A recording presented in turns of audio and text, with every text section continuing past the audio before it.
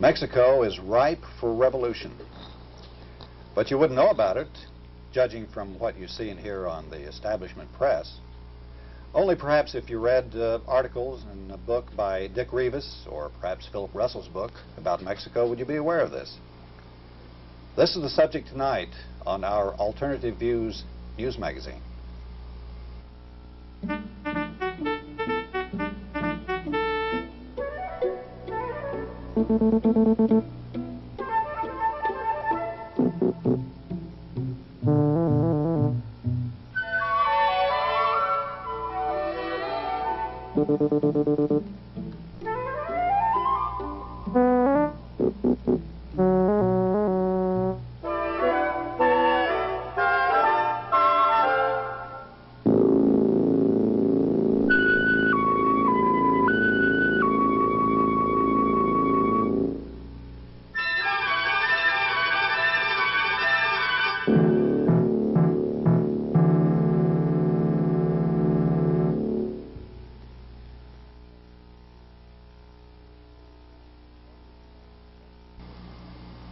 Good evening. Welcome to Alternative Views.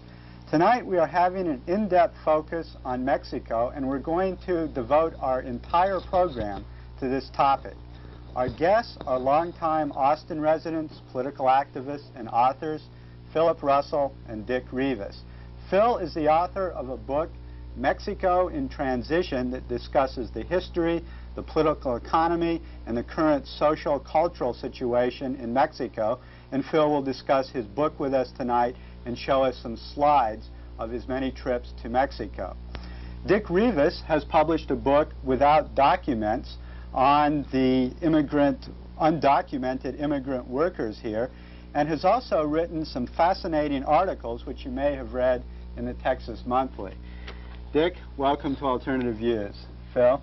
I might just note in advance that you may think that Dick got his cast fighting with the Mexican guerrillas up in the mountains, but unfortunately it's not quite that exciting and romantic. He had a motorcycle accident in Austin, and we're very glad to see that he's now recovering and can be on our show. Well, Dick, we've been seeing on television recently these exciting images of these striking and these struggling Mexicans who are very upset about the fact that the police in El Paso, Texas, have arrested over 200 Mexican workers and shipped them across the border. To retaliate, the Mexicans have several times in the last few days closed the border, not letting American tourists, business people, etc., across.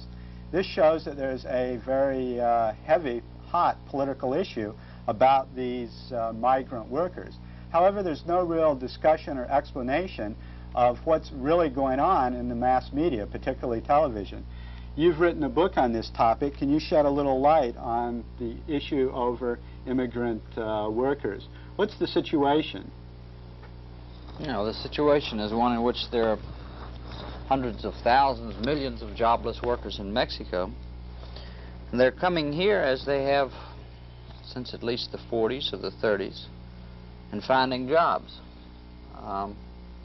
From time to time, the Immigration Service or the labor unions in this country make an issue of their presence, and there are big deportations. What happened in El Paso this week was that the INS picked up lots of maids whose mothers and grandmothers may have worked in El Paso at the exact same jobs. Why the INS picked El Paso at that time, I don't know. Isn't there a contradiction here? On one hand, the Immigration Service plays a very repressive role, arresting and harassing immigrant workers, but on the other hand, they turn their back. They allow it to go on, and indeed, isn't it the case that significant economic forces with agribusiness and the factories are very happy to have a cheap labor supply? How do you explain this contradiction? Well, it seems to me that the role of the INS in practice is not that of shutting the border, it's that of controlling admissions. So that sometimes they're going to want to let people in, and at other times they're going to want to tighten the flow. There are lots of cases, especially in agriculture, where they have brazenly turn their backs and let people come to harvest a crop. So immigrant Mexican labor is used, it's adjusted according to the labor needs of this country. Dick, what are the economic pressures in Mexico forcing these people to come northward? And the unemployment rate, which is also a part of it. The unemployment rate is between 11 and 56%, depending on who you believe. It's probably very close. Philip may know better than I do. I'm going to guess it's close to 40% if you count underemployment. There's been tremendous inflation in Mexico since about 1970, and this is eroding people's wages. And the currency was devalued also, wasn't it? Well, this was a part of that move, right? Well, doesn't this provide a superb labor force for the industries and farms along the border? What are the advantages to the agribusiness and industry people there of having these undocumented workers? There are all sorts of advantages. First is that they're not going to demand the wages which American workers would demand. They're not going to organize into unions as readily as American workers would because of their illegal status. They're not going to organize. And perhaps in the long run, the big advantage is that you don't have to have retirement programs for them. It's labor that you bring in and send out. It's disposable. Another advantage which immigrant labor has had is that it's younger, and that you don't wind up supporting men who have a lot of families in this country. You get a young man, many times an unmarried man, at the prime of his physical capacity, and you get him cheap. A lot of people think that big business is opposed to Mexican immigration. In the research I did for my book, I could not find a case where any industrialist or any representative of a business group went before Congress or anyone else and asked that immigration be restricted. Who wants to restrict immigration is the labor unions. Well, there was a curious thing which we reported on Alternative Views 2 or 3 weeks ago, and that is the fact that undocumented workers, if that's the correct term, actually formed the first labor union, or at least a labor contract, with some agricultural interests in Arizona, which seems to me a rather bit of a contradiction. Here they're supposedly in the country illegally, and yet they're signing a legal contract with the growers. Is this something which you think might spread more, or is this perhaps an answer to some of the problems? They're horribly exploited and treated terribly. I'm not sure there's an answer to those problems. As long as we're going to be deporting people, and I think that policy will continue. I really don't think there's an answer. I think that immigrant Mexicans are going to be the bottom end of the labor force in this country for the remainder of my lifetime, perhaps. There was also a curious thing which we reported a week ago, and that is that in southern Mexico, undocumented workers from Guatemala are coming northward and working in, I think, the coffee fields or some agriculture business there, and the Mexicans are complaining about that. It's a parallel situation to that which we have in the United States.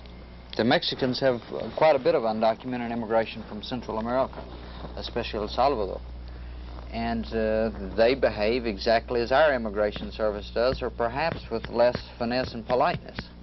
So you're dealing with a hemispheric problem here. And when the Mexicans catch a Salvadorian in Mexico, many times they don't know if he intends to immigrate to Mexico or to the United States, because there's also undocumented immigration to the U.S. from Central America, and most of it comes through Mexico. Now, you wrote some just fantastic articles in the Texas Monthly. I haven't had a chance to read your book yet, but those articles are so beautifully written and well researched that your eyes just flow across the pages and you're not even aware you're reading. Just things pop alive in your head. But you actually spend a lot of time with these people and researching before you write these articles, and you have a great feel for it. What is it in your background that gives you this ability or gives you this feel?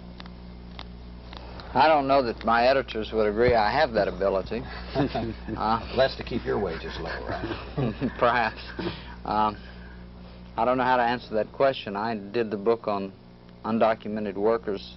I began it at a time when I was living in Dumas, Texas, and most of my friends were without papers. And I began to notice, gee, the panhandle of Texas is a part of Mexico practically, at least in the rural areas. And I became curious. But you have such a feel, and they accept you. I mean, they let you into the innermost secrets of what's going on, as we'll talk about later when we get into your activities with the guerrillas. Well, part of it's his knowledge of Spanish and Mexican culture. Well, what were some of your experiences in researching, living with the undocumented workers? Could you get a real sense of their oppression? Is this really probably a super exploited subproletariat that is a somewhat unique historical phenomena? I doubt that it's a unique historical phenomenon. Well, currently in America, let us say. Yeah, in America at this point, not only Mexicans, but Haitians and a lot of other people are here without papers. And in fact, the Immigration Service was established not to keep Mexicans out of the United States, but to keep Chinese out. So I don't think there's much that's unique about their situation. I think that economically they are exploited in this country. On the other hand, most of them feel quite prosperous because coming here makes the difference between starving and not starving. And very few of them are bitter towards this government or its policies. Most of them think that being deported is a part of a game, and they take very little. They have very little political criticism of that. So they don't really exhibit radical political consciousness in this little organization? Not at all. Or things like this. Do you think there's any parallel to the earlier waves of European immigration, that when immigrants came off the boat in Europe, it was a great experience just to get a job, to have even a minimal standard of living after incredible poverty and deprivation? Then this immigrant wave, one after the other, got integrated into the life of America. Do you see this happening with the undocumented workers? Do you see tendencies that they will simply be accepted as part of American life? I think Time magazine had a cover story of our largest minority, that Hispanics are now larger than blacks, actually, in terms of minority population in America. Do you think they'll just increasingly be accepted and integrated as earlier American immigrant waves were, or do you think that there's something special here because they're illegal? No, there's something special, not because they're illegal, but because of where they come from. The word WAP, which is used for Italians, stands for without papers. Many of the Italian immigrants were illegal. But the difference is that the Chicano population will not be absorbed as the Italians are, because Italian immigration slowed. So did German, Irish, and every other form of immigration. Mexican immigration is not going to slow. So that we will never reach a point where these people are cut off from their homeland, where English is an easier language to use than Spanish in many cases. The Italians would still speak Italian had immigration continued steadily. It didn't. For them, for the Mexicans, it will. So I don't believe that this country will simply absorb them. I don't think this country knows what it's going to do. But if it begins to try to absorb them, there's all of Latin America down there, and much of it is starving, and I don't know when I could predict an end to that sort of immigration. Well, this raises the question of what factors in Mexico are driving the immigrant workers up north to seek jobs. Phil, you've written on Mexico extensively and researched it. What are the factors in Mexico that are responsible for this migration northwards? I guess you could say basically there's two things. One is how the Mexican Revolution developed, and the other is the whole role of the multinational corporations since World War II. And I'll show some slides now which we can use to illustrate this whole process and give a little bit of a feel for what Mexico's like and some of the things that have happened. Here we have an example of what happened during the Mexican Revolution of 1910 to 1917, you really have to go back